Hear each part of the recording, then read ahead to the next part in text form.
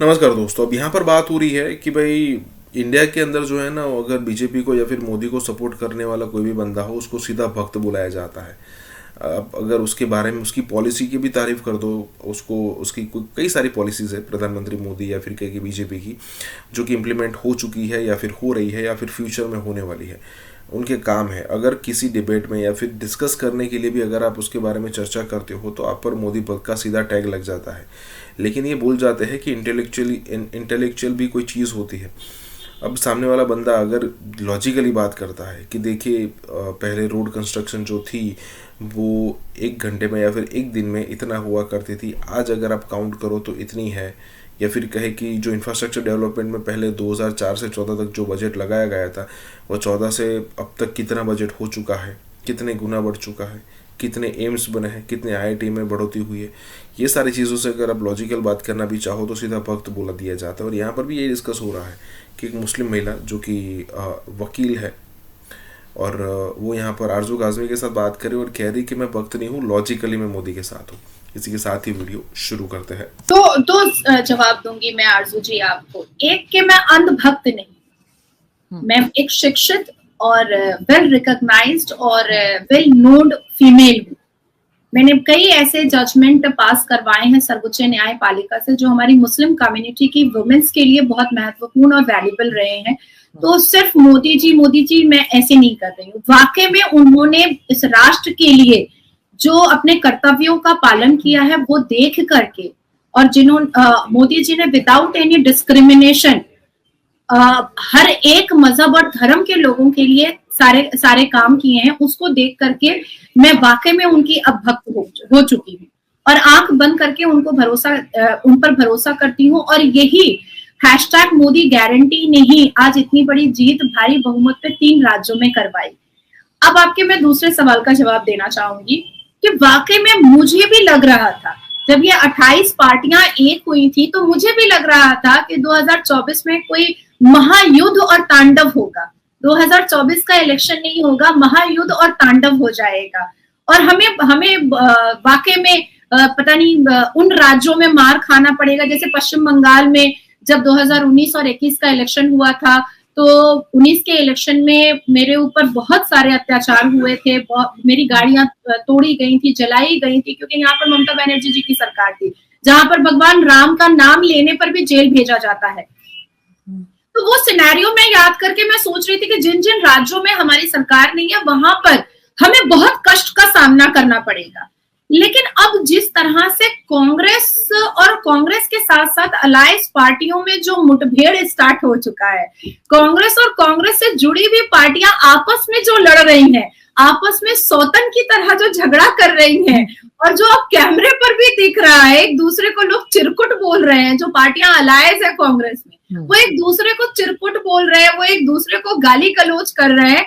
और जिस तरह से राहुल गांधी जी ने जो अपने आप को ऐसा कार्टून सीरियल प्रेजेंट किया है जनता के सामने, कभी लकड़हारा बन जा रहे हैं, कभी बाइक के मैकेनिक बन जा रहे हैं, कभी किसान बन जा रहे हैं। और जब ये सब बनते हैं तब हजारों मीडिया को बुलाते हैं, पर उज़्बेकिस्तान जाते हैं तब मीडिया नहीं बुलाते हैं।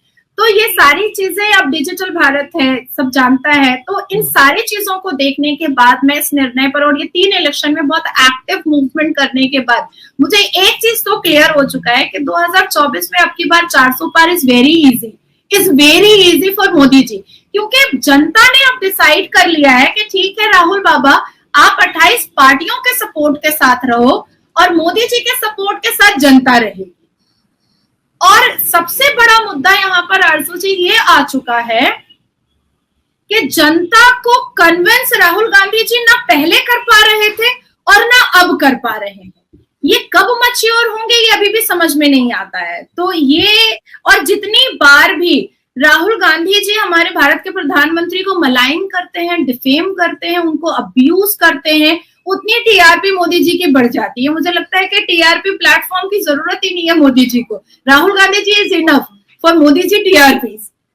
और थर्ड थिंग मैं आपको कहूंगी कि जिस राहुल गांधी के परिवार से 3 उनके खुद के पिता, दादी और दादा प्रधानमंत्री गुजरे, और जिन्होंने हमेशा एक डिवाइड एंड रूल की पॉलिसी खेली, लेकिन एक ढके हुए कर्टेन के अंदर खेली, जो बहुत बाद में जनता को समझ में आया। वो मंत्र राहुल गांधी जी को पता ही नहीं है, वो मंत्र वो जानते ही नहीं है, अपने बाप दादा और पिता से भी उन्होंने कुछ सीखा ही नहीं। वो जिस मंत्रा को लेकर के चल रहे हैं, वो ये स्मार्ट भारत नहीं एक्सेप्ट करेगा, बिल्कुल नहीं करेगा। मैं आपको बताना चाहूंगी कि अभी हालिया में इस इलेक्शन के दौरान ही वो 2-4 यूनिवर्सिटी में विजिट किए थे, भारत के 2-4 यूनिवर्सिटी में, और उन्होंने कहा कि मेक इन इंडिया ने कोई काम नहीं किया, बच्चों क्या बोलते हो। तो बच्चे उधर से कह रहे हैं कि Rahul sir, make in India तो हमें फॉरेन कंट्रीज में दिखाई दे रहा है, भारत में तो बहुत काम कर रहा है, अब तो फॉरेन कंट्रीज में भी दिखाई दे रहा है। फिर उन्होंने दूसरा सवाल किया, स्वच्छ भारत अभियान ने कोई काम नहीं किया। तो फिर बच्चे कहने लगे कि नहीं, स्वच्छ भारत अभियान तो हम भी बहुत करते हैं, हम भी अपनी गाड़ी के ग्लास को नीचे करके अब कचरा नहीं फेंकते हैं, बिल्कुल नहीं फेंकते। तीसरा उन्होंने सवाल किया कि हर के हाथ में तो चाइना मोबाइल ही हमको दिखता है। तो उस ऑडिटोरियम में बैठे लाखों बच्चों ने अपना मोबाइल यूं करके दिखाया कि नहीं राहुल गांधी जी, हमारे हाथ में मेड इन इंडिया का मोबाइल है, आप गलत बोल रहे हो। और वो पूरा लाइव चल रहा था। तो जिस तरह से हमारे बापू father of nation Gandhi ji के कहने पर, उनके मार्गदर्शक पर मोदी जी ने स्वच्छ भारत अभियान को चलाया, और वाकई में स्वच्छ भारत अभियान हुआ। तो उसी तरीके से जनता ने कांग्रेस मुक्त भारत अभियान चला दिया है, और वो अब दिख रहा है भारत में। बिल्कुल, काम तो जाहिर है, जो होगा वो दिखाई देगा और दिखना भी चाहिए। लेकिन इसमें जो मोदी जी का पहले जो टेन्योर रहा और आगे जो इलेक्शंस के बाद है, उसमें आपके ख्याल से जो फॉरेन पॉलिसी है उसमें कोई चेंज आएगा किसी और किस्म का? क्योंकि चाहे वो पाकिस्तान को ले लीजिए, चाहे कतर में जो कुछ हो रहा है इस वक्त नेवी ऑफिसर्स के साथ, तो इस तरह से फॉरेन पॉलिसी को लेकर आपको लगता है कोई चेंज आएगा या इसी तरीके से चलेगी? Everyone is doing their job with lots of effort, with lots of focused. हर एक कैबिनेट का मंत्री अपने अपने फोकस्ड पर है, हर एक कार्यकर्ता अपने अपने फोकस्ड पर है, और जो कैबिनेट के अंदर जो मंत्रालय आता है वो अपनी अपनी चीजों को लेकर के अपने अपने ऊपर फोकस्ड है। तो फॉरेन पॉलिसीज के बारे में जिस हिसाब से डॉक्टर एस जयशंकर पहले भी बोल चुके हैं, अजित डोवल जी जिनको मैं जेम्स बॉन्ड कहती हूँ इन दोनों को, वो पहले भी बोल चुके हैं कि टेररिज्म इंडस्ट्रीज और टेररिज्म ऑर्गेनाइजेशन को भारत बर्दाश्त नहीं करेगा, भारत को डिक्टेटरशिप बिल्कुल पसंद नहीं है। तो इन चीजों पर भारत तब भी स्टिक था और अब भी स्टिक है। थर्ड टेन्योर के बाद जो भारत आज इकोनॉमी में 5th पोजीशन पर आया, जीडीपी में हम रिसेंटली 7.6 पोजीशन पर आए हैं, फिर भी अभी 2 दिन पहले हमारा स्टॉक जो है वो 4 ट्रिलियन रीच किया है। तो ये जो डेवलपमेंट और इम्प्रूवमेंट और उन्नति है वो बढ़ती चली जाएगी। फॉरेन पॉलिसीज, बायलैटरल रिलेशंस और जितने भी ट्रेड के रिलेशंस हैं उसमें ऐसे ऐसे प्रोजेक्ट्स अभी और भी पाइपलाइन में हैं, जिससे लोग ये अंदेशा करने लगेंगे आने वाले ये टेन्योर के ओथ के बाद कि भारत इकोनॉमी में 3rd पोजीशन नहीं बल्कि 2nd पोजीशन पर हमको दिखाई देगा।